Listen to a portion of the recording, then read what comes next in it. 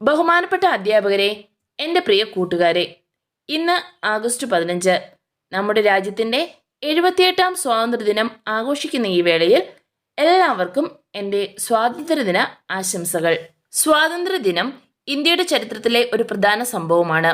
കച്ചവടത്തിനായി ഇന്ത്യയിലെത്തിയ ബ്രിട്ടീഷുകാർ 18ാം നൂറ്റാണ്ടോടെ തങ്ങളുടെ സൈനിക ശക്തിയിലൂടെ ഇന്ത്യയെ കീഴടക്കി ഭരിക്കാൻ തുടങ്ങി. ബ്രിട്ടീഷുകാരെ ഓടിക്കുന്നതിനു വേണ്ടി പലതരത്തിലുള്ള സമരതന്ത്രങ്ങളാണ് ഇന്ത്യൻ സ്വാതന്ത്ര്യ സമര സേനാനികൾ പുറത്തുവിടുത്തത്. 1857 ഇന്ത്യൻ കലാപത്തിനു ശേഷമാണ് സ്വാതന്ത്ര്യ സമരം ശക്തിപ്പെടാൻ തുടങ്ങിയത്. 1885 രൂപവൽക്കരിച്ച ഇന്ത്യൻ നാഷണൽ കോൺഗ്രസ് പാർട്ടി സ്വാതന്ത്ര്യ സമരങ്ങൾക്ക് നേതൃത്വം നൽകി. മഹാത്മാഗാന്ധിജി, ജവഹർലാൽ നെഹ്റു, സുഭാഷ് ചന്ദ്രബോസ് തുടങ്ങിയ നേതാക്കളുടെ നേതൃത്വത്തിൽ ബ്രിട്ടീഷ് ഭരണത്തിനെതിരെ നിസ്സഹകരണം, സത്യാഗ്രഹം തുടങ്ങി നിരവധി പ്രതിഷേധങ്ങൾ നടന്നു. അങ്ങനെ ദീർഘകാലത്തെ പോരാട്ടത്തിനൊടുവിൽ 1947 ഓഗസ്റ്റ് 15 ഇന്ത്യ സ്വാതന്ത്ര്യം നേടി.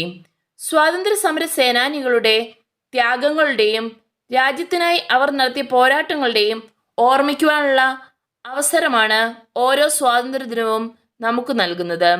രാജ്യമെമ്പാടും സ്വാതന്ത്ര്യദിനം വളരെ ആവേശത്തോടെയാണ് ആഘോഷിക്കുന്നത്.